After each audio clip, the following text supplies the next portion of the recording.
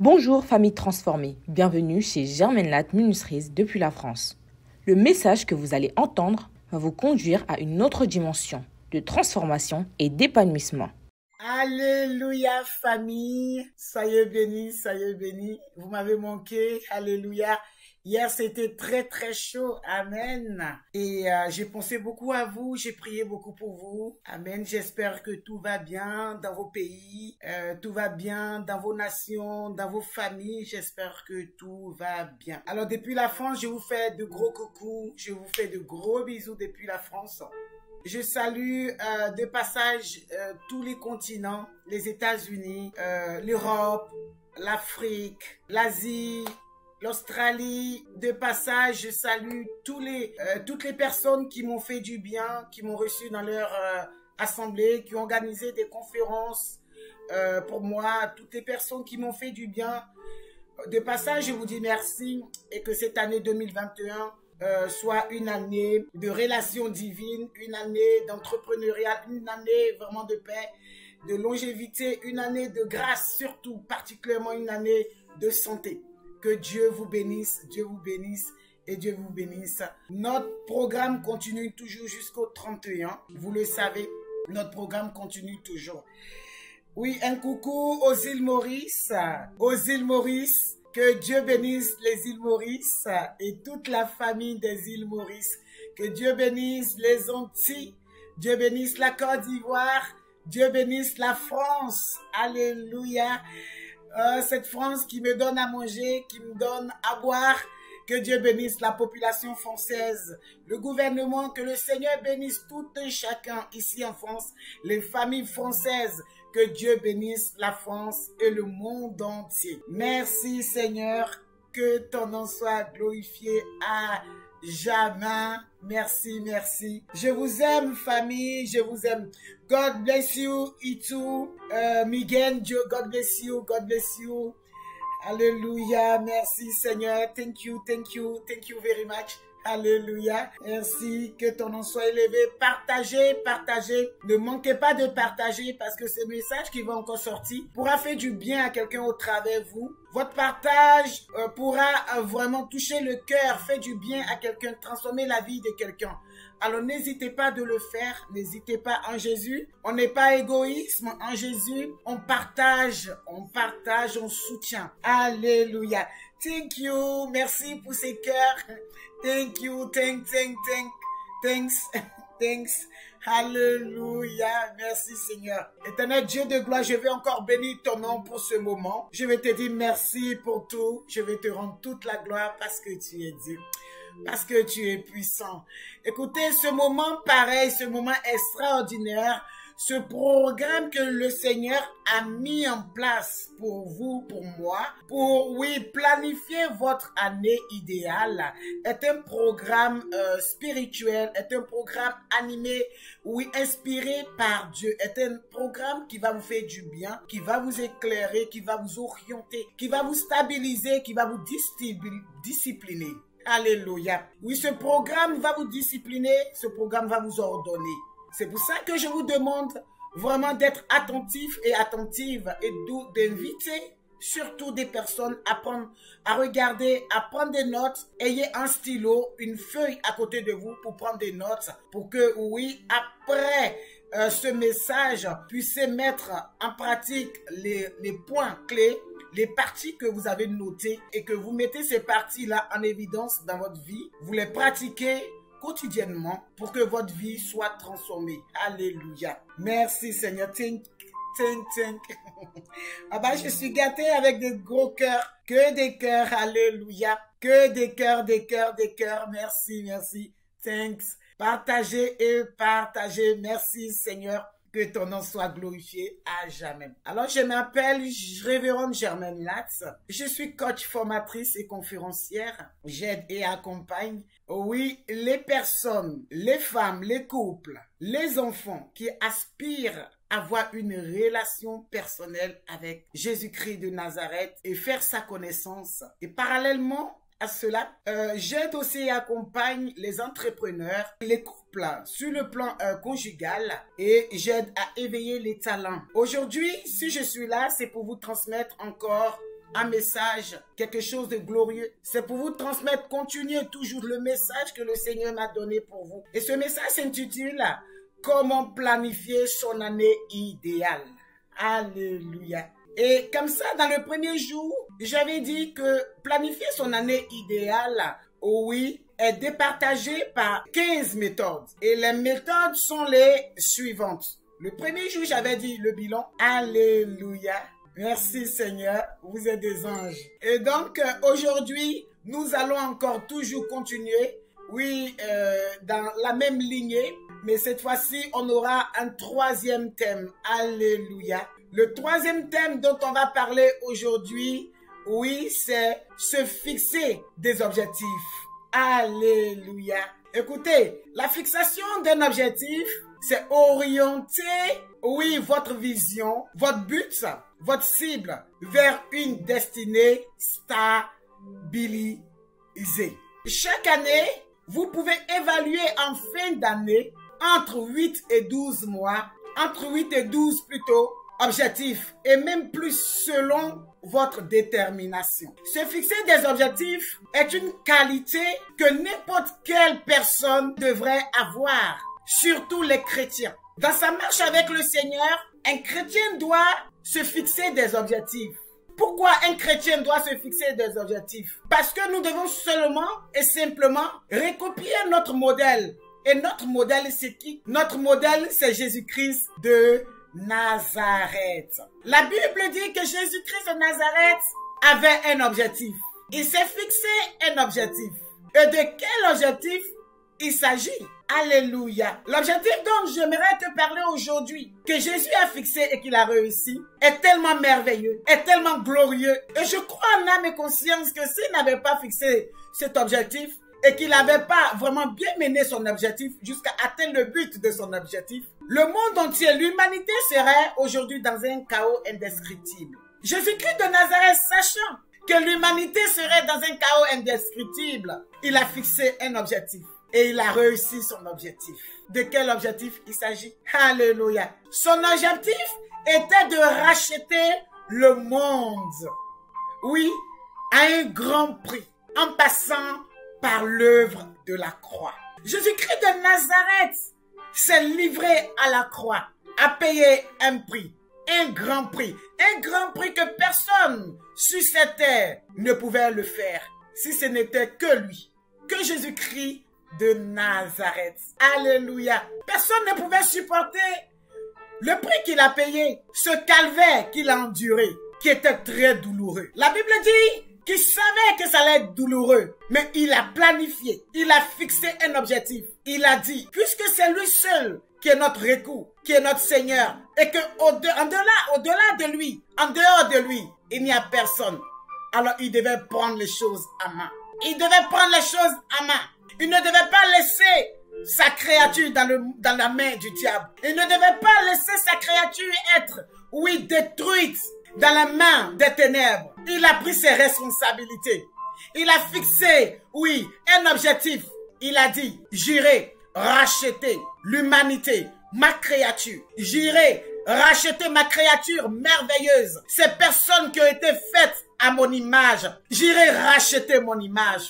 Alléluia. Écoutez, l'image de l'Éternel est tellement précieuse à ses yeux que le Seigneur ne laisse jamais tomber son image. Et son image, c'est qui? C'est toi et moi. Son image, c'est qui? C'est l'humanité. Son image, c'est qui? C'est ce que lui-même, il a créé. Il a pris son temps pour créer, pour façonner. Alléluia, son image. La Bible dit qu'il s'appelle le potier. Et nous sommes l'argile. Alléluia, merci Seigneur. Un Pierre 2 pouvait dire à partir du verset 24, lui qui a même porté nos péchés dans son corps à la croix afin que libérés du péché, nous vivons la justice. Alléluia. C'est par ces maîtrisures que nous avons été guéris, que nous sommes guéris, que vous êtes guéris. Jésus-Christ de Nazareth s'est livré. Il a fixé un objectif. Et de quel objectif il s'agit? Alléluia. Jésus avait plusieurs objectifs. Jésus-Christ de Nazareth avait plusieurs objectifs. Et voici quelques objectifs. que je vais vous citer. Premièrement, son objectif, c'était de porter nos péchés. Oui, c'était de porter nos péchés. Alléluia. Deuxièmement, c'était de nous libérer, de nous délivrer. Troisièmement, c'était de nous faire connaître et vivre la justice. Alléluia.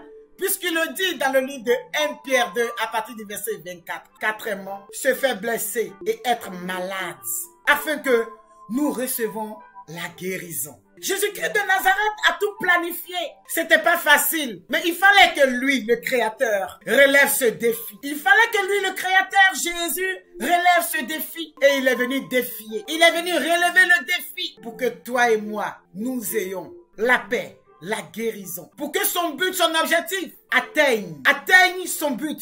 Alléluia. Ésaïe 53, verset 4, pouvait le dire encore. Il dit, pourtant, ce sont nos souffrances qu'il a porté. C'est de nos douleurs qu'il s'est chargé. Et nous l'avons, oui, considéré comme quelqu'un de puni. Nous l'avons frappé. Nous l'avons humilié. Nous l'avons, oui, craché là-dessus. Nous lui avons manqué de respect.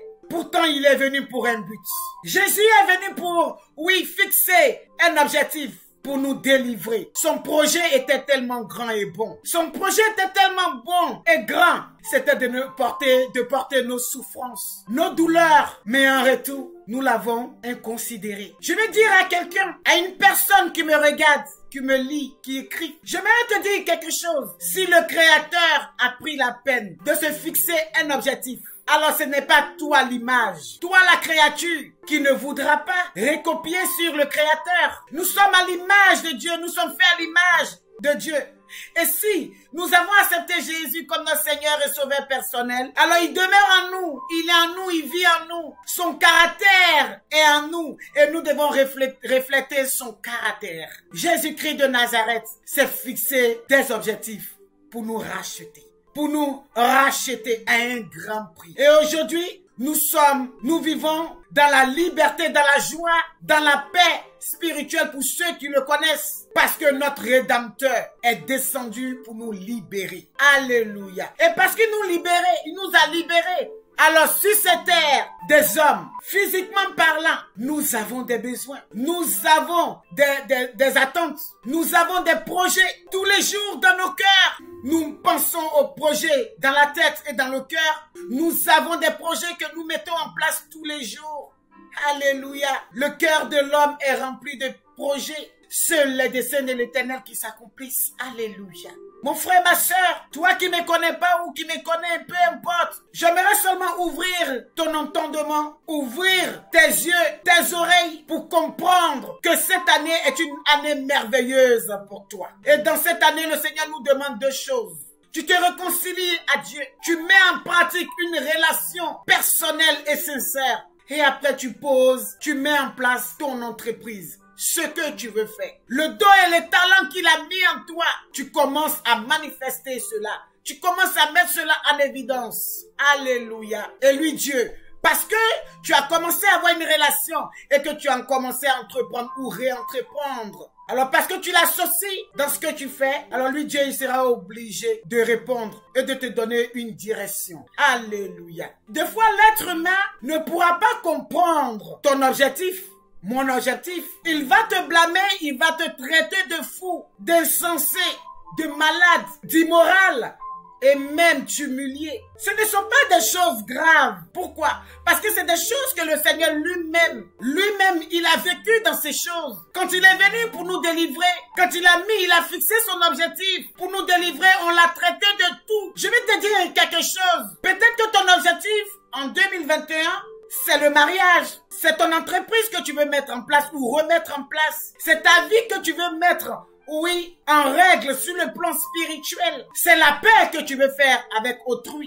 Peut-être que c'est le voyage. Peut-être que c'est une formation que tu veux faire. Peut-être que tu veux avoir plusieurs clés. Peut-être que tu veux savoir comment diriger ton foyer. Peut-être que tu cherches la santé, la communion avec Christ, la paix avec ton entourage. Celui qui n'a pas compris va penser que tu délires, va penser que non, tu fais semblant, va pas croire en toi parce qu'ils n'ont pas cru en Dieu, ils n'ont pas cru en Dieu, en Jésus-Christ de Nazareth, lorsqu'il a commencé à fixer ses objectifs. Lorsqu'il a commencé à vouloir racheter l'humanité, on l'a traité de comment? De quelqu'un d'insensé, de quelqu'un de malade, de quelqu'un de fou. On te traitera aussi de la sorte parce que tu as envie d'évoluer. Tu as envie de faire quelque chose parce que tu veux aller plus loin, parce que tu veux entreprendre, parce que tu veux découvrir, avoir une autre vie, une nouvelle identité, une nouvelle vision.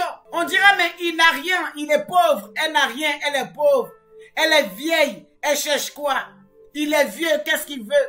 Il a trop divorcé, elle a trop d'enfants. Elle n'a rien, elle veut entreprendre quoi? Il n'a pas de membres dans son église. Il est tombé, il est devenu un vieux pasteur ou un vieux prêtre. Ou elle ne sait pas prêcher, elle ne sait rien dire, elle ne sait pas parler le français. Il y aura toujours des personnes qui vont parler. Ils vont toujours parler. Fais comme ça avec moi. Ils vont toujours vociférer.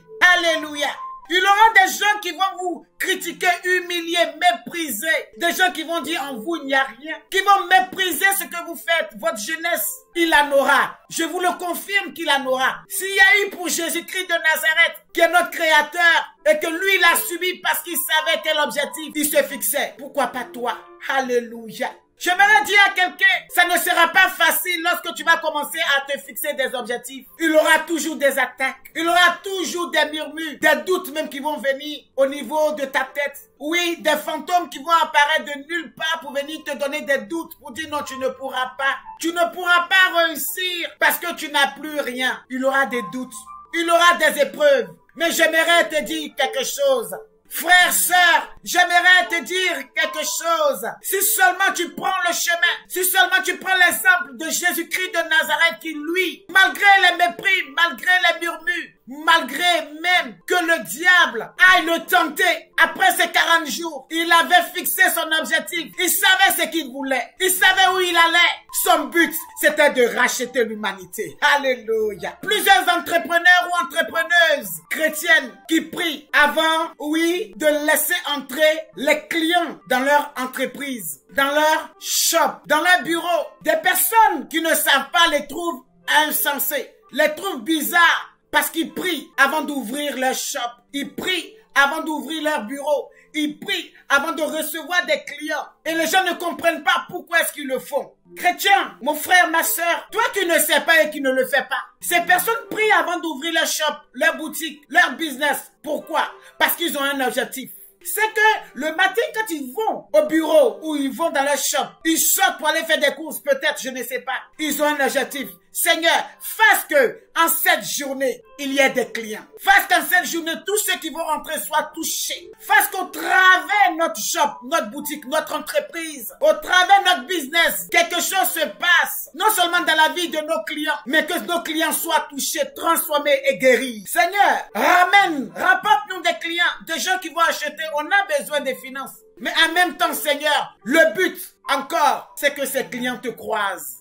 Alléluia. Quelqu'un qui a son shop, un entrepreneur chrétien, sait ce qu'il doit faire quand il arrive dans son bureau, même avant de rentrer ou avant de partir dans son entreprise. Il a déjà fixé son objectif.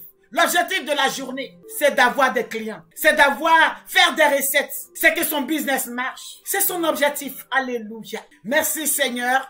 Que ton nom soit glorifié à jamais. Un chrétien, pasteur, un homme de Dieu, une femme de Dieu, pour lui, c'est quoi? Seigneur, que les âmes, que les 4 murs que tu m'as donnés en ce jour de dimanche ou en cette semaine, il y ait du monde. Il y a du monde. Les gens que je vais aller évangéliser viennent pour t'adorer. C'est un objectif. C'est quelque chose, alléluia, que tu souhaites. C'est quelque chose que tu envisages. Voir la réalisation et tu sors. Et quand tu sors, pour aller vers cette chose, je t'assure que cette chose réussit. Pourquoi? Parce que tu t'es fixé un objectif. Ton objectif, c'est d'aller et gagner des âmes. Quelqu'un me comprend? Alléluia. Je vais bénir le nom du Seigneur, élever le nom du Seigneur pour ce message qui est en train de transformer et toucher le cœur de quelqu'un. Le cœur de quelqu'un. Merci Seigneur. Pour toutes les personnes qui ont besoin d'une aide, d'un accompagnement ou d'une formation personnelle, professionnelle, conjugale ou spirituelle, vous pouvez nous rendre visite dans nos locaux avec ou sans rendez-vous au 16 rue Grange Dame Rose 78 140 Bélizy, Villars-Cobleil en région parisienne, France, ou contactez la coach mentor Rêve Germaine Latte. au 06 63 10 94 10. Notre téléphone fixe au 01 84 19 13 13, sans oublier le code indicatif plus 33. Que Dieu vous bénisse. De toute gloire.